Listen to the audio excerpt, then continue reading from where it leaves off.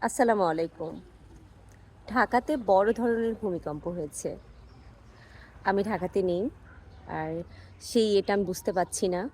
তারপর আমার friend phone করে বলল যে, ঢাকাতে তো ভূমিকম্প হয়েছে। আমার আপুদের কি অবস্থা জানার জন্য।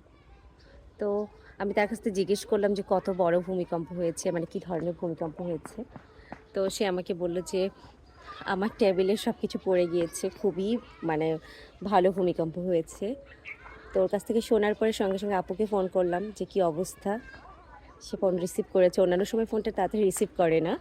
তো রিসিভ করে বলল যে, "এত মানে ৩ বার ধাক্কা দিয়েছে যা আমি দোয়া পড়ে নিয়েছি যে আর মানে রক্ষা নেই।" তো সে নিচে নামেনি। তো তার রান্নাঘরে পাতিলে পানি ছিল সেটা ঝাঁকুনি খেয়ে পড়ে গেছে। তারপরে ড্রয়িং রুমে যে একটা পিলার থাকে সেই পিলারটা বারবার ঝুঁকছিল। তো আমি ঢাকায় যে সমস্ত ভূমিকম্পগুলো অনুভব করেছি, সেগুলোও বেশ আ জোরে হয়েছিল।